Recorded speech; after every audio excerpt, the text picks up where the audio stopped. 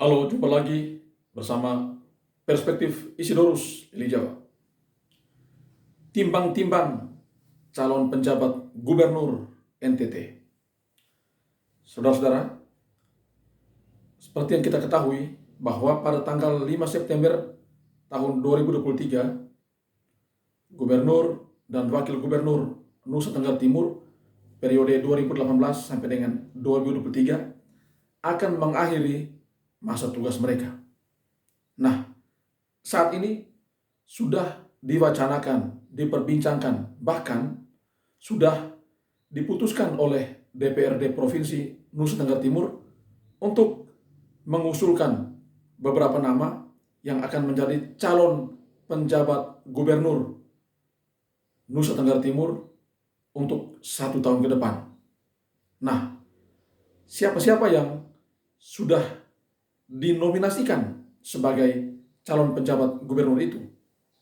Dari berbagai referensi, saya mendapatkan kurang lebih ada 3 nama yang sekarang memang sudah diperbincangkan, ramai didiskusikan di publik Nusa Tenggara Timur. Ya, dan itu tentu ada persyaratannya. Regulasi punya aturan tersendiri untuk mengangkat penjabat gubernur. Nah, rujukan kita adalah Peraturan Menteri Dalam Negeri Nomor 4 Tahun 2023 tentang penjabat gubernur atau penjabat bupati atau penjabat wali kota. Nah, untuk penjabat gubernur itu persyaratannya harus menduduki eselon 1B. Nah, untuk yang menduduki eselon 1B ini, setelah dilihat-lihat ya, dicermati, didapatkan 3 orang yang namanya sudah didiskusikan saat ini dan menurut informasi sudah diusulkan ke Kementerian Dalam Negeri. Ketiga orang itu adalah, yang pertama, Sekretaris Daerah Provinsi Nusa Tenggara Timur saat ini, Kosmas D. Lana. Yang kedua, Irjen Polisi Rudolf Albert Roja. Beliau saat ini sebagai Deputi Bidang Koordinasi Keamanan dan Ketertiban Masyarakat di Kementerian Koordinator Polhukam. Dan nama yang ketiga adalah Ayodia GL Kalake. Saat ini beliau menjabat sebagai Sekretaris Kemenko Koordinator Bidang Maritim dan Investasi. Nah, ini 3 nama yang sekarang muncul ke publik dan bahkan sudah menjadi perbincangan di kalangan DPRD NTT. Pertanyaannya adalah, siapa yang layak, siapa yang pantas untuk menduduki jabatan penjabat gubernur NTT tahun 2023 ini? Tentu yang berhak untuk memutuskan itu adalah Menteri Dalam Negeri berdasarkan berbagai pertimbangan. Tetapi kalau kita melihat pemetaannya ya, saat ini calon penjabat yang memang ada di NTT, bekerja di NTT dan masih menjadi sebagai birokrat di NTT hanya satu, yakni Pak Kosmas D. Lana yang juga adalah Sekda Provinsi NTT.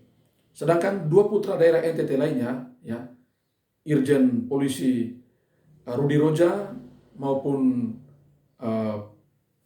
ODGL Kalake itu memang putra NTT, tetapi mereka bekerja di luar NTT. Ya, mereka bekerja di kementerian.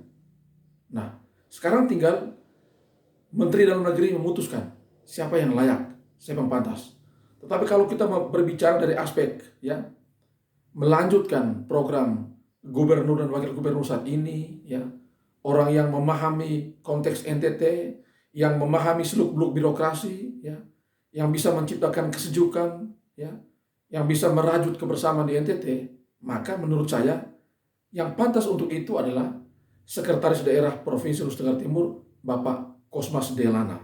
Ya, saat ini beliau menduduki eselon 1B sesuai regulasi, itu sudah bisa, ya, Apalagi beliau adalah seorang birokrat di NTT yang membangun karir dari bawah, memahami seluk-beluk pembangunan di NTT, ya, sudah sangat dekat dengan masyarakat Nusa Tenggara Timur, ya, bahkan keseharian berada bersama dengan gubernur dan wakil gubernur saat ini.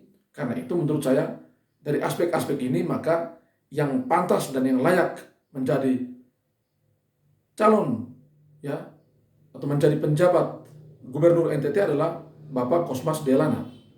Itu kalau dari pandangan saya. Tetapi tentu Menteri Dalam Negeri ya punya pertimbangan lain.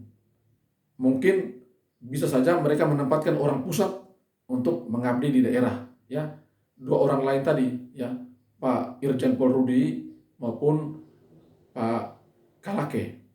Itu tergantung pertimbangan Menteri Dalam Negeri. Tetapi kalau mendasarkan pada aspek kedekatan dengan orang NTT, paham birokrasi, terlibat dalam desain program pembangunan di NTT, ya, dan paham seluk-beluk problematika di Nusa Tenggara Timur, maka memang yang paling siap, paling pantas dan paling layak adalah Bapak Kosmas Delana, Sekretaris Daerah Provinsi Nusa Tenggara Timur.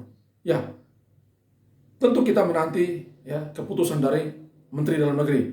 Karena ya tidak lama lagi ya masa jabatan Gubernur NTT akan berakhir dan pasti akan ada penjabat sekda. Dan kita berharap siapapun nantinya yang ditunjuk oleh Menteri Dalam Negeri menjabat sebagai penjabat Gubernur NTT adalah orang-orang yang benar datang untuk membawa kesejukan, orang-orang yang bisa bersikap netral, tidak berat ke partai-partai tertentu. Karena penjabat ini bertugas untuk termasuk mempersiapkan NTT menyambut momentum politik tahun depan, ya. Karena itu memang harus orang yang bisa menciptakan situasi aman, ya, menjaga kebersamaan, menciptakan kesejukan, ya, tidak terafiliasi pada partai tertentu atau tidak terlalu berpihak pada kepentingan politik tertentu. Nah, ini memang butuh kajian-kajian, butuh pertimbangan-pertimbangan. Kita menanti saja ya keputusan Menteri Dalam Negeri. Oke, demikian ya bisa saya sampaikan. Tetap dalam penantian, tetapi juga selalu sehat ya. Tuhan memberkati.